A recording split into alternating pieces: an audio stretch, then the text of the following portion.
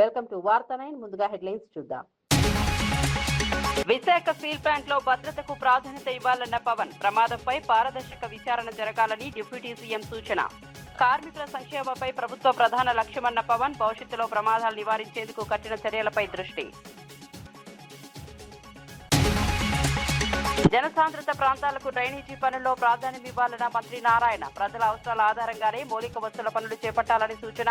రాజకీయ సిఫార్సులతో కాకుండా అత్యవసరాలను బట్టి నిర్ణయాలు తీసుకోవాలని ఆదేశం.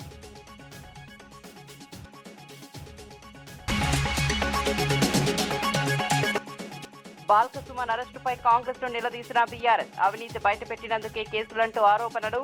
ప్రతిపక్షాల గొంతు నొక్కే ప్రయత్నాలు జరుగుతున్నాయన్న విమర్శ. బాల్కసుమన్ కు న్యాయం జరిగే వరకు పోరాటం కొనసాగుతుందన్న బీఆర్ఎస్. స్టీల్ ప్లాంట్ బాధితులకు అండగా నిలిచిన లోకేష్. మృతుల కుటుంబాలకు అదనపు పరిహారం ప్రకటించిన కేంద్రం. కుటుంబ సభ్యులకు శాశ్వత ఉద్యోగ హామీ. కార్మిక భద్రతకు ప్రభుత్వం కట్టుబడి ఉందన్న లోకేష్.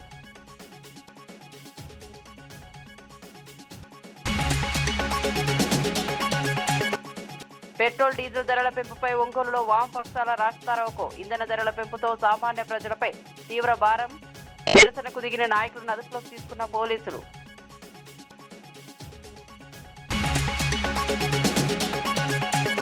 విశాఖ ఉక్కు కర్మాగారంలో జరిగిన ప్రమాద స్థలాన్ని ఉప ముఖ్యమంత్రి పవన్ కళ్యాణ్ పరిశీలించారు. ఘటనకు సంబంధించిన వివరాలను అడిగి తెలుసుకున్నారు.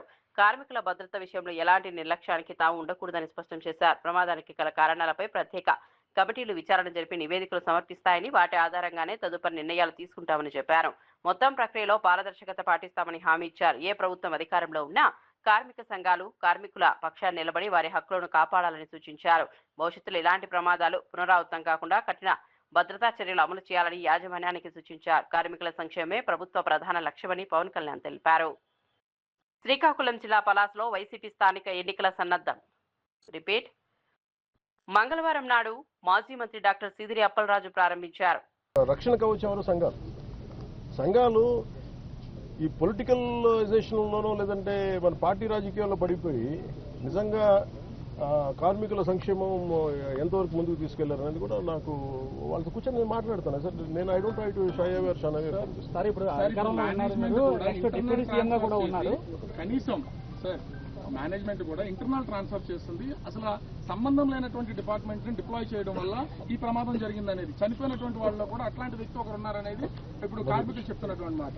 అంటే ఇప్పుడు స్టీల్ ప్లాంట్ యాజమాన్యం కూడా ఈ ఎంప్లాయీస్ విషయంలో కొంత అలసత్వం వహిస్తుందనేది ప్రధానమైనటువంటి విమర్శ. దీని మీద అసలు ఏమన్నా మేనేజ్మెంట్ తో మాట్లాడడం కానీ కేంద్రంతో ఇవన్నీ సార్ ఇవన్నీ కూర్చోబెట్టి మనం ఇలాంటి సంఘటన జరిగినప్పుడు మాట్లాడతాం. సంఘటన జరిగినప్పుడు అన్ని బయటకు నేను అంటానంటే who is the first line of defence ఇక్కడ మీరు చెప్పండి. ఫస్ట్ లైన్ ఆఫ్ డిఫెన్స్ ఎవరు? కార్మిక సంఘాలు, యూనియన్స్. వాళ్ళ పనులు సరిగ్గా చేస్తున్నాయా లేదు ఇవన్నీ వాళ్ళు మాట్లాడాల్సిందే. వాళ్ళు ఆ రోజు నేను వచ్చి కూర్చున్నప్పుడు ఒక్కడు నేను ఇదే చెప్పాను, మాకు ఇన్ని సమస్యలు ఉన్నాయి. ఓకే, మన అందరం కింద పడతాము, మీద పెడతాము, వెళ్తాము, 10 సార్లు నెగోసియేషన్ జరుగుతాయి. అసలు సమస్యని మీరు ఇవన్నీ చెప్పకుండా మీకు అన్యాయాలు జరిగిపోతున్నాయి, ఇవి జరిగిపోతున్నాయి అంటే నేను అనేది ఏంటంటే మీరు ఒక లాజికల్గా ఒక రేషనల్గా మాట్లాడకుండా పూర్తి ఎమోషన్ మీదను ఇలా కూర్చొని మాట్లాడితే కాదు. కూర్చోబెట్టి మన లాగ్ బుక్స్ తీసుకోవాలి, ఏమేం జరిగినాయి, నిజంగా మీరు చెప్పినట్టుగా అడ్మినిస్ట్రేటివ్ జాబ్ని పెంచి స్కిల్డ్ లేబర్ని లేకుండా చేస్తారు. ఇవన్నీ ఏంటంటే మనం ఆఫ్ ద హ్యాండ్ ఇలాగ మనం కూర్చొని ఇది మీడియా ట్రయల్ కాదు, లేదంటే సోషల్ మీడియా ట్రయల్ కాదు. It should be a very deep investigative approach with committee of experts has to happen. దీనికి పొలిటికల్ విల్ ఉన్నారు. దీనికంటే మేము పొలిటికల్ నేను ఈ రోజుకి చెప్తాం కదా, ఇండివిజువల్గా మేము యాజ్ జనసేన పార్టీ ఈరోజు మేము ప్రభుత్వంలో భాగస్వామ్యం అయినా కానీ మేము ఎక్కడ దీన్ని షన్ చేయట్లేదు. More than willing to understand. More than మేము పదే చెప్పాం కేంద్ర ప్రభుత్వానికి, ఏది అధికారంలో లేనప్పుడు చెప్పాం, ఇది మీరు దయచేసి దీన్ని ఇది ఒక హార్డ్ కోర్ మేము త్యాగాలతో వచ్చింది, మీరు దయచేసి దీన్ని చూడండి అంటే మీరు దాన్ని స్ఫూర్తిని వాళ్ళు గౌరవించారు. ఈరోజు ఉంది అంటే ప్రైవేటీకరణ కాకుండా ఉండాలంటే. కాబట్టి దీన్ని కాపాడుకోవాల్సింది కూడా ఒక నిజంగా అన్డ్యూ డిమాండ్స్ ఏమైనా ఉన్నాయా, జెన్యున్ డిమాండ్స్ ఉన్నాయా, ఇవన్నీ కూడా చాలా నిబద్ధతతో కూర్చొని చేయాలి సార్. చాలా కన్సల్టేషన్స్, చాలా డెలిబరేషన్స్ జరగాలి దీనికి. అందుకని నాకు స్టీల్ ప్లాంట్ చాలా అద్భుతంగా ఉండాలి, ఇలాంటి ప్రమాదాలు జరగకూడదు అనేది మందరా. డ్రైనేజీ మురుగునీటి వ్యవస్థల నిర్వహణలో జనసాంద్రత ఎక్కువగా ఉన్న ప్రాంతాలకు అత్యంత ప్రాధాన్యం ఇవ్వాలని మంత్రి నారాయణ మున్సిపల్ కమిషనర్లకు సూచించారు.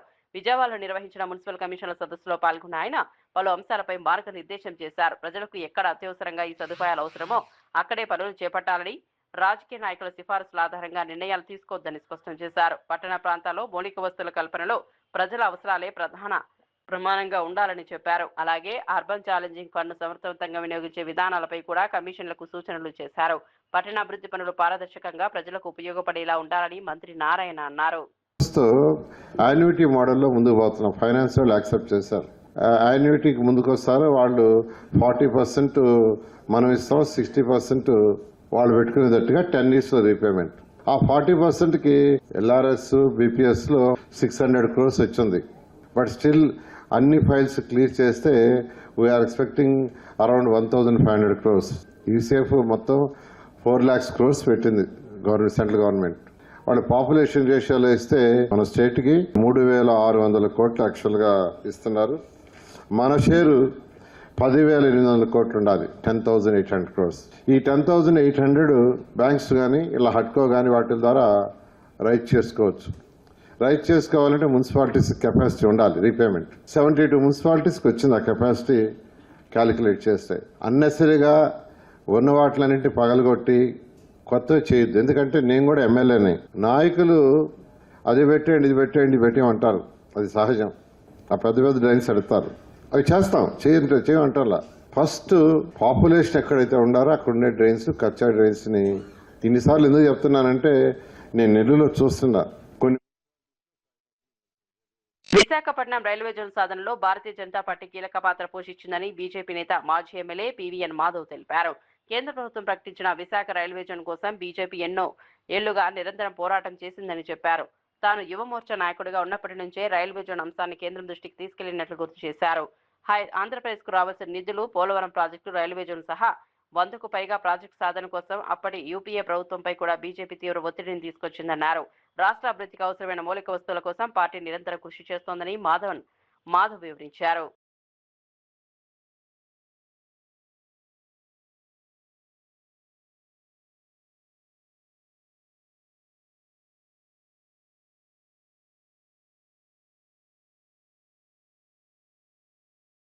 రైల్వే జోన్ సంబంధించిన ఏదైతే దాని పోరాటం ఉందో ఆ పోరాటాల యొక్క ఫలితంగా ఈ యొక్క రైల్వే జోన్ రావటం జరిగింది. దీంట్లో మేము కూడా భాగస్వామ్యం అవటం. ఆ విధంగా రైల్వే జోన్ గురించి మొదట నాకు తెలిసి నేను 1992 అప్పుడు మన విశాఖపట్నానికి మేయర్గా డివి సుబ్బారావు గారు ఉండేవాడు. డివి సుబ్బారావు గారి నేతృత్వంలో ఆ రోజు విశాఖపట్నం యొక్క పేరు వాల్టేర్ జంక్షన్గా ఉండేది. ఈ యొక్క వాల్టేర్ జంక్షన్ పేరు విశాఖపట్నాన్ని మార్చాలని చెప్పి ఆ రోజు అందరూ కూడా వెళ్ళటం జరిగింది. అప్పుడు ఏబీపీ స్టూడెంట్ ఆర్గనైజేషన్ తరఫున నేను కూడా వెళ్ళటం జరిగింది. ఆ విధంగా మేము ప్రతి క్లాస్ టు క్లాస్ మొత్తం ఒక వైజాగ్లోని అన్ని డిగ్రీ కాలేజెస్లో విశాఖపట్నం వాల్టేర్ జంక్షన్ అనే పేరు మార్చాలి. Kurnool tree town police station కు బైరెడ్డి సిద్ధార్థ్ రెడ్డి హాజరయ్యారు. మే 14 జరిగిన ఆందోళన సందర్భంగా మంత్రి టీజీ భరత్ 43 కోట్లు ముడుపులు తీసుకున్నారని ఆయన చేసిన ఆరోపణల నేపథ్యంలో ఈ వ్యవహారం ప్రాధాన్యత సంతరించుకుంది. మంత్రి టీజీ భరత్ ఫిర్యాదు మేరకు బైరెడ్డి సిద్ధార్థ్ రెడ్డిపై క్రిమినల్ పరువు నష్టం కేసు నమోదు చేసినట్లు సమాచారం. కేసు దర్యాప్తులో భాగంగా ఆయనకు 41A నోటీసులు జారీ చేసినట్లు తెలిసిందే. నోటీసుల మేరకు పోలీస్ స్టేషన్ కు హాజరైన బైరెడ్డి సిద్ధార్థ్ రెడ్డిని అధికారులు ప్రశ్నిస్తున్నారు.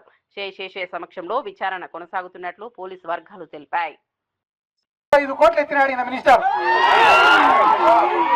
నారా లోకేష్ కూడా తెలియకుండా 45 కోట్లు ఎత్తినాడు. ఎత్తితే నారా లోకేష్ పిలిపించినాడు భరత్ని. పిలిపించి నాకు తెలియకుండా నువ్వు ఎత్తినావు, 45 కోట్లు ఎత్తేటప్పుడు నాకు చెప్పాలా లేదా అన్నాడు. అనింటే దానికి భరత్ ఏం చెప్పినాడు తెలుసా? డాడీకి చెప్పినా నేను అన్నాడు. దానికి లోకేష్ ఏమన్నాడు తెలుసా? చెప్పాల్సింది మీ డాడీకి కాదురా, మా డాడీకి.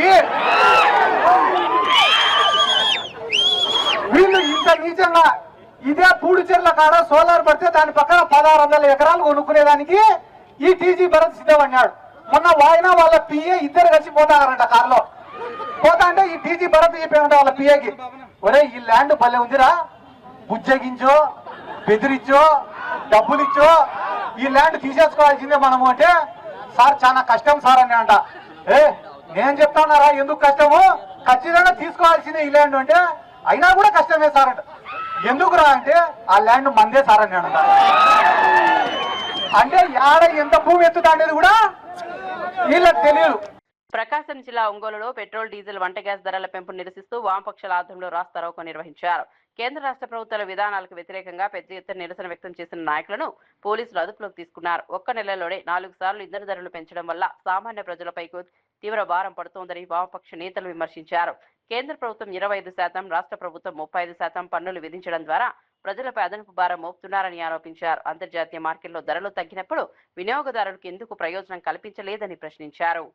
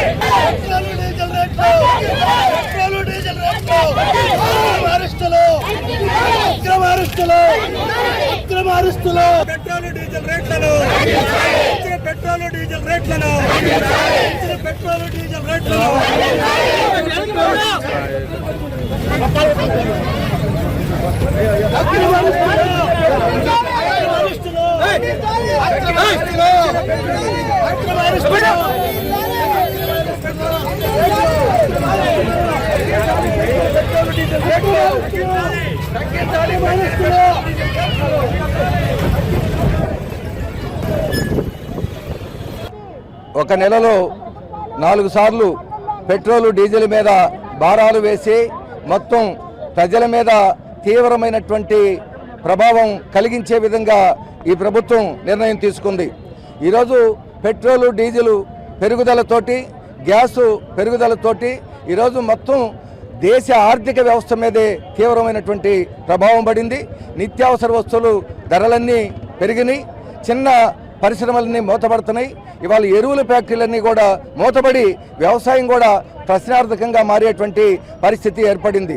వాస్తవంగా ఈరోజు కేంద్ర ప్రభుత్వం ఎందుకు పెట్రోలు డీజిల్ ధరలు పెంచామంటే కుంటి సాకులు చెప్తా ఉంది. యుద్ధం అని కారణమని చెప్తా ఉంది. వాస్తవంగా యుద్ధం కారణంగా ఈ ధరలు పెరగడం లేదు. కేంద్ర ప్రభుత్వం తీసుకున్నటువంటి దివాళాకోరు విధానాల వల్ల మాత్రమే ఈ ధరలు పెరుగుతున్నాయి. వాస్తవంగా ఈరోజు పెట్రోలు డీజిల్ అనేటువంటిది విశాఖ ఉక్కు కర్మాగారంలో జరిగిన ల్యాడర్ పేలుడు ప్రమాదంలో గాయపడిన బాధితులను ఏపీ మంత్రి నారా లోకేష్ పరామర్శించారు. ఈ సందర్భంగా మాట్లాడుతూ ప్రమాదం జరిగిన 6 గంటల్లోనే కేంద్ర ఉక్కు శాఖ మంత్రి హెచ్డి కుమారస్వామి ఘటనా స్థలానికి చేరుకుని పరిస్థితిని సమీక్షించారని తెలిపారు. ప్రమాదంలో మరణించిన ప్రతి కార్మికుడి కుటుంబానికి కేంద్రం తరపున అదనంగా 25 లక్షల పరిహారం ప్రకటించినట్లు చెప్పారు. కాంట్రాక్ట్ పర్మనెంట్ అనే తేడా లేకుండా మృతుల కుటుంబాల్లో ఒకరికి శాశ్వత ప్రాతిపదికన ఉద్యోగం కల్పిస్తామని హామీ ఇచ్చారు. ప్రమాదానికి కారణమైన లోపాలపై నిపుణుల కమిటీ సమగ్ర విచారణ జరిపి నివేదిక అందిస్తోందని తెలిపారు. విశాఖ ఉక్కు కర్మాగారాన్ని కాపాడేందుకు ప్రభుత్వం కట్టుబడి ఉందని స్పష్టం చేశారు. Under the leadership of our Honorable Prime Minister Shri Narendra Modi ji and our Chief Minister Chandrababu Naidu garu, we gave a special bailout package of 15,000 crores to revive the steel plant, get it back on track. All pending dues have been cleared. Employee dues also to 99%, those have been cleared. At a time when it was being revived, an unfortunate incident happened yesterday. We are yet to understand why it happened, because normally an industrial accident happens when humans are involved and when they have committed any mistake. In this case, it was something that spilled from the top and in a very quick manner. The incident happened yesterday at 4:15 p.m. The collector, the commissioner of police was here. After that, our home minister, member of parliament, member of legislative assembly, MLAs, all of them came here. Within 6 hours, Honorable Minister Kumaraswamy sir also came here. He stood with us, he stood with the families. He has made it very clear. It's not just about ex gratia alone, because when an earning member of the family dies, the family pretty much goes into poverty. Therefore, we will give them a permanent job and take care of that family.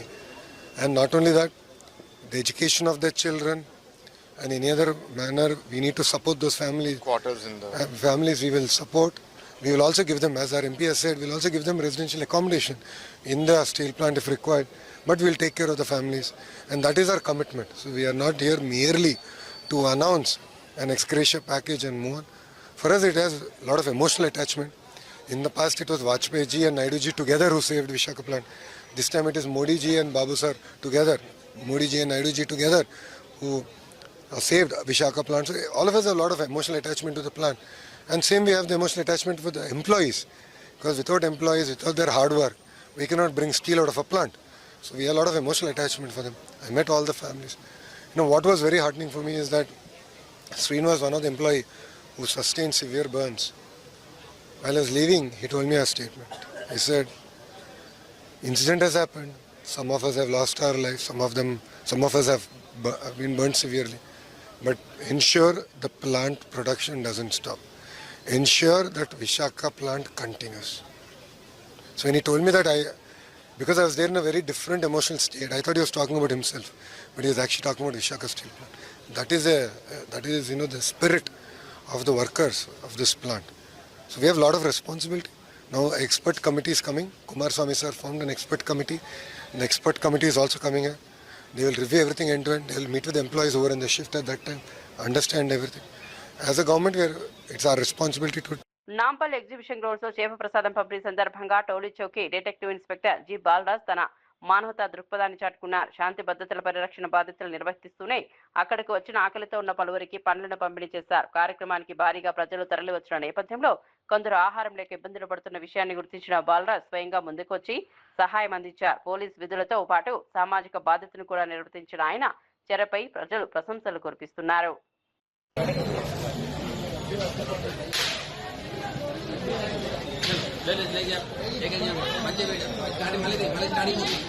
Singareni బొగ్గు గనుల్లో జరుగుతున్న అక్రమాలు దోపిడీని బయటపెట్టినందుకే BRS నాయకులు సుమన్పై అక్రమ కేసులు నమోదు చేసి జైలుకు పంపారని ఆ పార్టీ నేతలు ఆరోపించారు.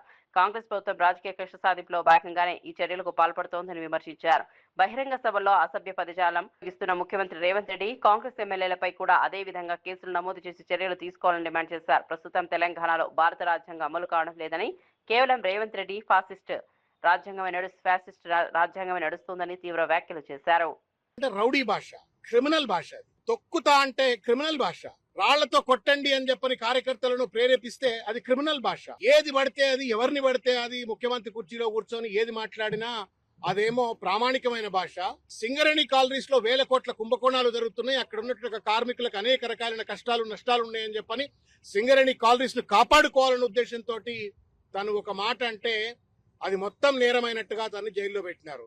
తెలంగాణ సమాజం ఆలోచించుకోవాల్సిన అవసరం ఉంది. ఒకవేళ సుమన్ గారు మాట్లాడింది తప్పే అయినట్టయితే రేవంత్ రెడ్డి మాట్లాడింది ఎందుకు తప్పు కాదు, ఆయన పైన ఎందుకు ఎఫ్ఐఆర్ చేయరు? ఇదే మేమే అనేక సందర్భాలలో జూబ్లీ హిల్స్ పోలీస్ స్టేషన్ లో, ఫిలిం నగర్ పోలీస్ స్టేషన్ లో, పంజగుట్ట పోలీస్ స్టేషన్ లో, బంజారా హిల్స్ పోలీస్ స్టేషన్ లో, ఇదే హైదరాబాద్ పరిధిలో ఉన్న అనేక పోలీస్ స్టేషన్లలో రేవంత్ రెడ్డి తండ్రి వయసు ఉన్నటువంటి ఒక కేసీఆర్ గారిని చంపండి, కొట్టండి, ఉరిదీయండి, రాళ్లతో కొట్టండి అని చెప్పని ఇష్టం వచ్చినట్టు మాట్లాడినప్పుడు ఇది అప్రజాస్వామికము, అనైతికము, ఇది చట్టానికి విరుద్ధము అని చెప్పని మేము కేసులు పెడితే కనీసం ఎఫ్ఐఆర్లు చేయలేదు ఈ పోలీస్. ఇవాళ రేవంత్ రెడ్డిని ఆదర్శంగా తీసుకొని మాట్లాడుతున్నటువంటి ఒక ఆయన పేరేం పేరు అనిరుద్ రెడ్డి గాని, లేకపోతే జగ్గారెడ్డి గారు గాని, మైనంపల్లి హనుమంతరావు గారు గాని, ఇంకా చాలా మంది రేవంత్ రెడ్డి ఆదర్శ పురుషుడు అన్నట్టుగా ఇష్టం వచ్చినట్లుగా బూతులు మాట్లాడుతూ బెదిరింపులకు ఫత్వాలు జారీ చేస్తేనేమో వాళ్ళ పైన కేసులు లేవు. ఒక దళిత బిడ్డ, ఒక విద్యార్థి నాయకుడు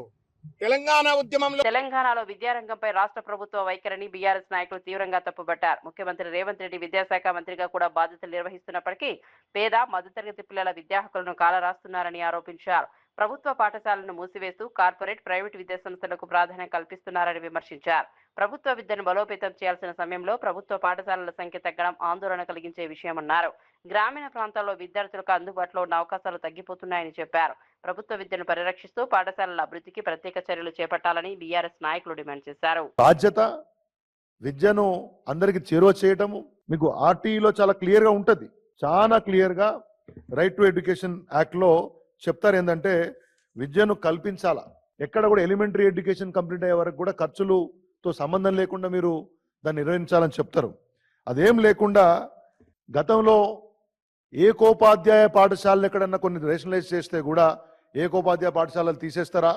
అట్లెట్లా చేస్తారని మాట్లాడిన రేవంత్ రెడ్డి ఇవాళ ప్రభుత్వంలోకి రాగానే ఆయనే విద్యామంత్రిగా ఉండి తండాలల్లా గ్రామాలల్లో గూడాలల్లో స్కూల్ ఉంటాం అనేది ఓల్డ్ ఫ్యాషన్ అట. అది ఓల్డ్ ఫ్యాషన్ కాదు మిత్రమా, అది అవుట్డేటెడ్ ఫ్యాషన్ కాదు మిత్రమా. మీ ఆలోచనలు అవుట్డేటెడ్గా ఉన్నాయి. మీకు విద్యా వ్యవస్థ మీద కనీస అవగాహన లేదు, సమాజం పట్ల బాధ్యత లేదనే విషయాన్ని ఈ ప్రకటనలు మాకు గుర్తు చేస్తూ ఉన్నాయి. నేను అడుగుతా ఉన్నాను, ఎవరిని సంప్రదించారు? రాష్ట్రంలో 26,065 పాఠశాలలు ప్రభుత్వమే ఉన్నాయి, కొన్ని ఎయిడెడ్ స్కూల్స్ ఉన్నాయి, దాంట్లో భాగంగా 4,500 హై స్కూల్స్ ఉన్నాయి, ఉపాధ్యాయ సంఘాలు ఉన్నాయి, నిపుణులు ఉన్నారు, విద్యారంగంలో దగ్గరగా పనిచేసే వ్యక్తులు ఉన్నారు. ఎవరన్నా చర్చించినరా మీరు? బెంగళూరులో మాట్లాడే మాటల ముందు నోటికి ఎంత వస్తుందంత మాట్లాడి అబాస్పాలు కావడం తప్పితే దీంట్లో మరో విషయం ఉందన్నటువంటి విషయాన్ని నేను వారిని ప్రశ్నిస్తా ఉన్నాను. చట్టం తెలుసా? ఎక్కడైతే మనకు గ్రామం ఉంటుందో, విద్యార్థులు ఉంటారో ఆ ఏరియాకు 1 కిలోమీటర్ లోపులో ప్రాథమిక పాఠశాల ఉండాలి. 3 కిలోమీటర్ల లోపులో మనం అప్పర్ ప్రైమరీ స్కూల్ అంటాం కదా, ప్రాథమికోన్నత పాఠశాల ఉండాలి. 5 కిలోమీటర్ల లోపులో ఉన్నత పాఠశాల ఉండాలి, మనం హై స్కూల్ అంటాం కదా, ఆ హై స్కూల్ ఉండాలి. ఎట్లా రేషనలైజ్ చేస్తావు? ఇది రేషనలైజ్ చేయడం అంటే సంఖ్య తగ్గించడం కాదనే విషయాన్ని ముఖ్యమంత్రి గారు గమనించాలి. దాని అర్థం గమనించండి.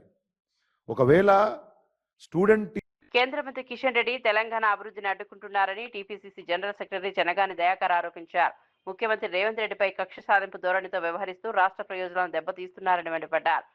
RRR ప్రాజెక్టు, మెట్రో విస్తరణ, వడ్ల కొనుగోలు వంటి అంశాలపై కేంద్ర ప్రభుత్వం నిర్లక్ష్యంగా వ్యవహరిస్తోందని విమర్శించారు. తెలంగాణ ప్రజల అభివృద్ధికి అవసరమైన ప్రాజెక్టుల విషయంలో బీజేపీ ఎంపీలు సరైన సహకారం అందించడం లేదన్నారు. రాష్ట్రానికి రావాల్సిన నిధులు, ప్రాజెక్టుల విషయంలో కేంద్రం స్పష్టమైన వైఖరి ప్రకటించాలని డిమాండ్ చేశారు. తెలంగాణ ప్రజల ప్రయోజనాలను కాపాడాల్సిన బాధ్యత కేంద్ర ప్రభుత్వంపై ఉందన్నారు. అనేక ఉదాహరణలు ఉన్నాయని కూడా ఈ సందర్భంగా మీతోని మాట్లాడాలనుకున్నాం.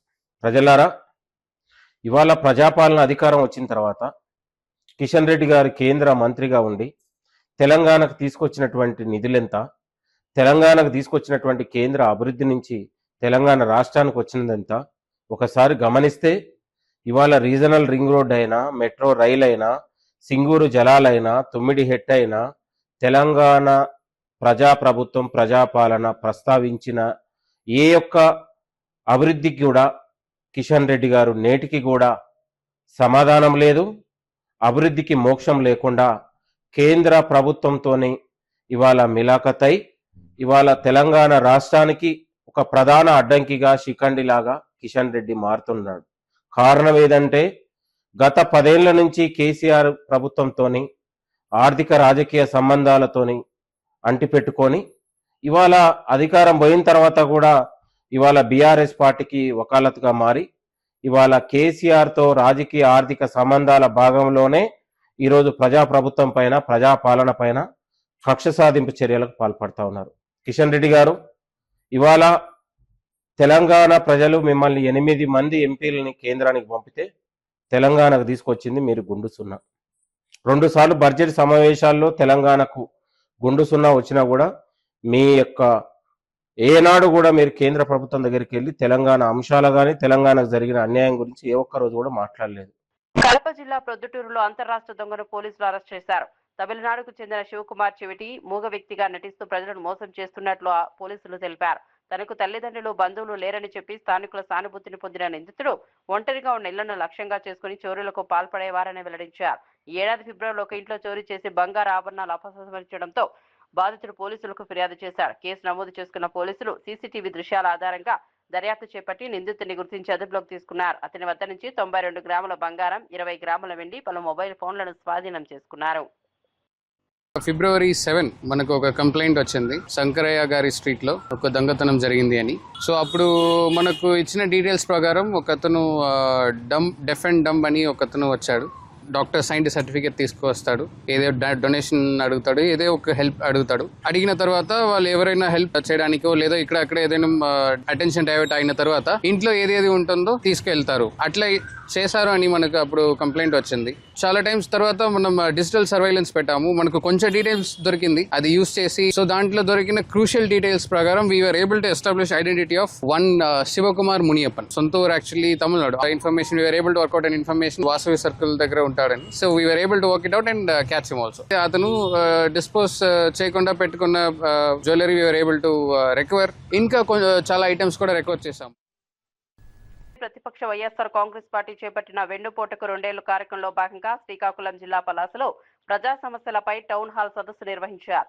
మాజీ మంత్రి డాక్టర్ సీదిరి అప్పలరాజు ఆధ్వర్యంలో జరిగిన ఈ కార్యక్రమానికి పలాస నియోజకవర్గానికి చెందిన ప్రముఖులు, వివిధ వర్గాల నాయకులు, ప్రజలు పెద్ద సంఖ్యలో హాజరయ్యారు. ప్రత్యేకంగా ఏర్పాటు చేసిన ముఖాముఖి కార్యక్రమంలో పాల్గొన్న వారు స్థానిక సమస్యలు, అభివృద్ధి పనులు, ప్రజలకు ఎదురవుతున్న ఇబ్బందులపై తమ అభిప్రాయాలను వెల్లడించారు.